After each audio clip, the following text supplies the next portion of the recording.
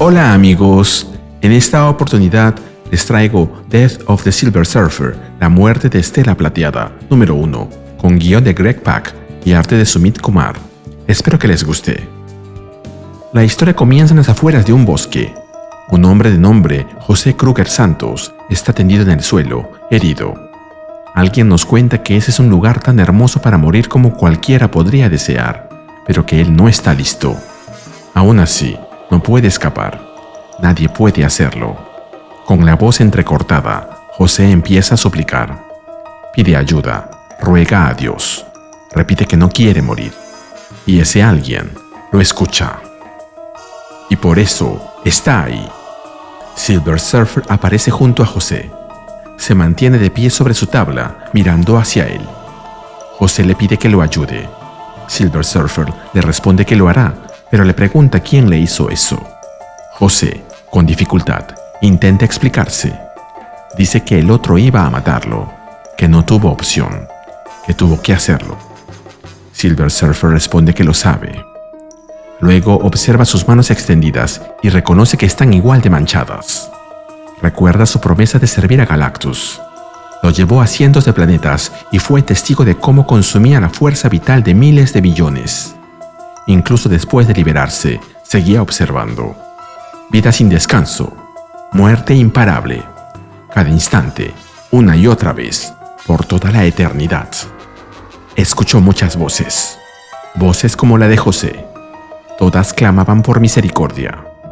Y aún así, se pregunta cómo, incluso con el poder cósmico, puede detener ese ciclo eterno que define lo que es el poder cósmico mismo. José suplica una vez más. Dice que tiene una familia. Menciona a su hijo.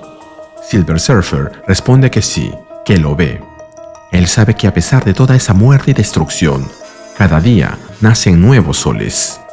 Y mientras vemos una imagen de José con su hijo en brazos, se hace una pregunta. ¿Cómo pueden dejar ir algo así?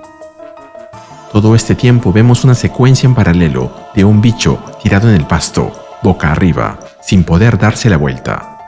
No estoy seguro si esto tiene una relación directa con José o si es solo una alegoría, pero su vida también es salvada. José mira hacia arriba, hacia lo alto, al mismo tiempo que el bicho eleva las patas.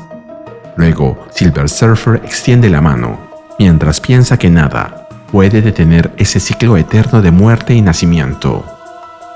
Pero, justo ahí, justo ahora, él está con José y juntando los brazos, libera su poder en una descarga de energía. No sabemos hacia dónde lo hace, pero supongo que esto simboliza su intervención y la salvación de José. Así como también vemos un dedo que se acerca al bicho y lo ayuda a darse la vuelta. Finalmente, la luz inunda a José, haciéndolo soltar un grito de dolor. Asimismo, el bicho vuelve a moverse. En otros mundos, el ciclo parece haberse interrumpido, como si fuese un eclipse, un milagro que los habitantes de esos mundos celebran o temen. Imagino que es otra alegoría. José se reincorpora. Confuso, reconoce al ser frente a él. Silver Surfer confirma que sí, que es él. Y antes de irse, le dice a José Kruger Santos que, la próxima vez que tenga la oportunidad, también haga todo lo que pueda. Nos movemos a Santo Marco, al día 234 de la Tercera Guerra Civil. Silver Surfer surca el cielo sobre su tabla, descendiendo en medio de un campo de batalla. Explosiones, fuego cruzado y maquinaria de guerra se despliegan por todo el terreno.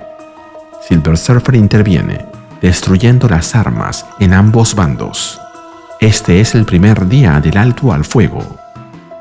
Si te está gustando el video y quieres que suba más contenido similar, suscríbete, dale like y activa la campanita. Gracias. Nos movemos a otro lugar. En una cocina sencilla, una mujer en un traje cibernético conversa con su madre. La madre le pregunta si está teniendo problemas con el estrés y su salud mental. Su hija no le hace caso y le dice que va a llegar tarde.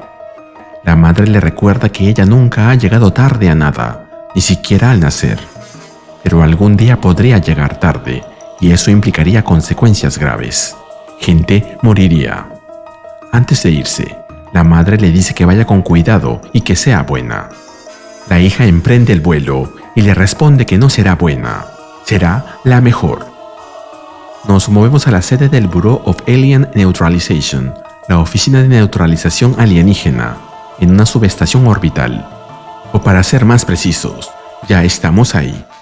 La mujer en traje cibernético, que es la mayor Ko, es saludada por un asistente robótico, a quien llama Viper. Ella le pregunta cuál es la misión del día. Viper le informa que se trata de una operación de infiltración tipo 3. Le pregunta si quiere esperar refuerzos. Ella responde que no. El asistente ríe y le dice que ya lo sabía, por eso no llamó a nadie. Mientras se lanza hacia su destino, el asistente le dice que se divierta. La mayor Ko responde que siempre lo hace. La escena cambia a Midvale, en Iowa, el destino de la misión. En las calles de la ciudad, un enorme ser insectoide ha aparecido. El caos se desata. Civiles huyen aterrados. Un vehículo se incendia y personas corren por sus vidas.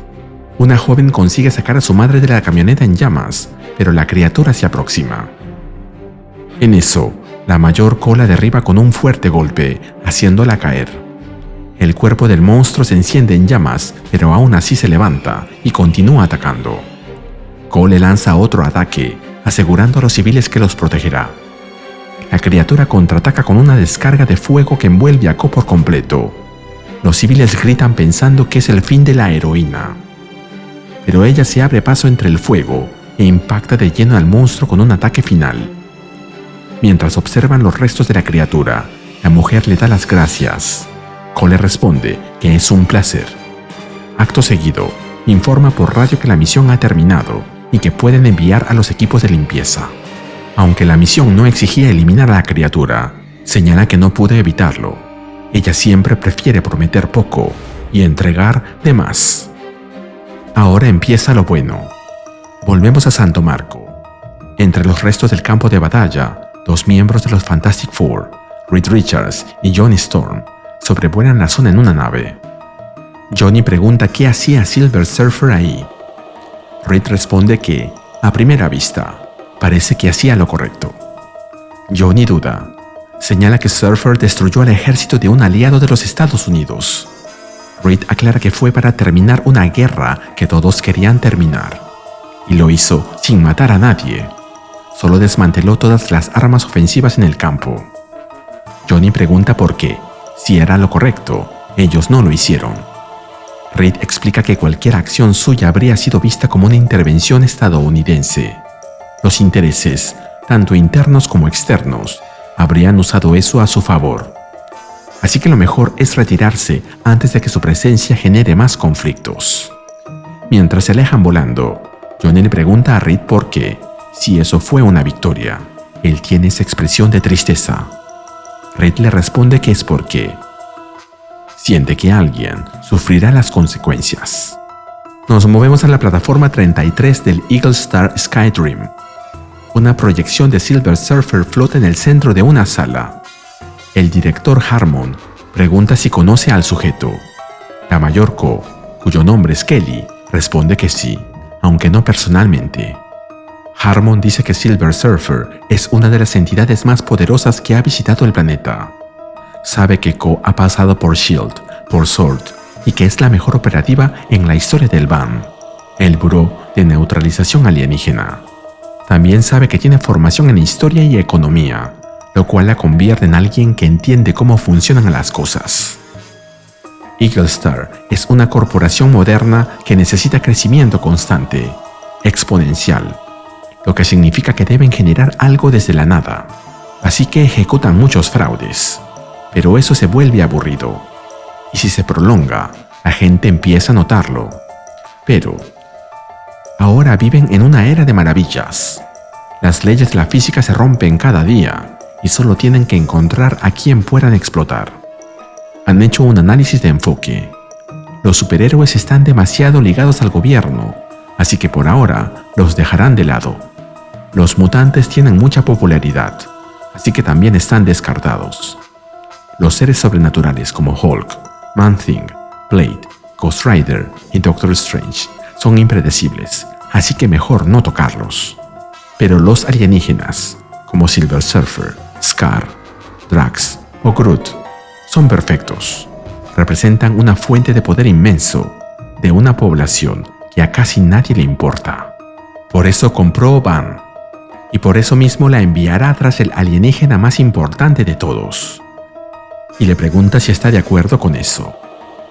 Nos movemos a algún lugar sobre el océano, donde Silver Surfer conversa con unas aves. Kelly se aproxima a él a toda velocidad y pasa por su lado, llamando su atención. Se presenta. Dice que trabaja para Van, pero que la agencia ha sido tomada por un loco de Eagle Star, y le advierte que ese hombre viene por él. Surfer le responde que le parece interesante lo que dice, pero que le pareció que era ella la que venía por él. Cole le dice que no la está entendiendo mientras se dirige a él nuevamente. Pero el Surfer la derriba con una descarga de energía que la estrella contra la playa. Viéndola derribada, inmóvil y pidiendo ayuda, Surfer se acerca y le dice que todo estará bien, que está con ella. Pero Ko se reincorpora, saca su arma y sin dudar dispara contra Silver Surfer mientras le dice que le advirtieron que él era un ingenuo. Silver Surfer, derribado, le dice que no entiende por qué hace eso. Ella responde que es su trabajo y que es buena en eso. Silver Surfer piensa que hay algo más, pero Ko lo interrumpe. No hay ningún pasado trágico, simplemente le gusta cumplir con su misión y le vuelve a disparar. Esta vez con unas esferas metálicas que parece que drenan su energía. Silver Surfer le dice que sus armas no pueden matarlo, pero agrega que está empezando a perder el control y le dice que necesita huir. Ko no le cree. Asegura que no puede engañar a una experta en engaños. De repente, una explosión de energía se desata. Ko cae al suelo, aturdida. Desde el suelo, intenta recuperarse. Silver Surfer, también herido, vuelve a acercarse. Le dice que todo está bien, que está con ella. Pero esta vez, los ojos de Ko se cierran. Luego vemos a Ko despertando sobresaltada en el sofá de su casa. Cerca de ahí, su madre conversa con Silver Surfer. Al verlo dentro del apartamento, Ko reacciona con sorpresa. Su madre le pide que se calme, pero Ko insiste en que está frente a un alienígena.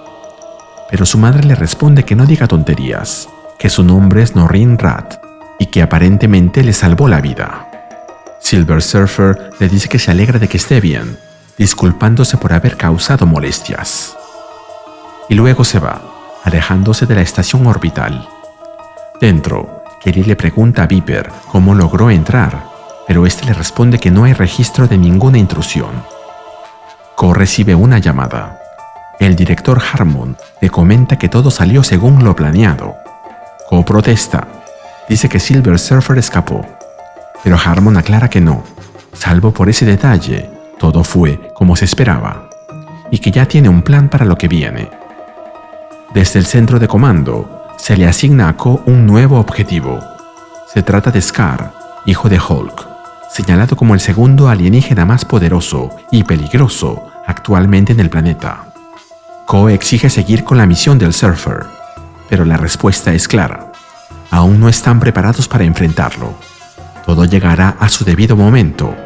Por ahora, le dicen que su tarea es reclutar al cebo y que ellos se harán cargo del resto. Terminamos la historia en el espacio, cerca de un planeta que se parece a la Tierra, donde se ve la silueta colosal de Galactus que permanece inerte entre restos de rocas.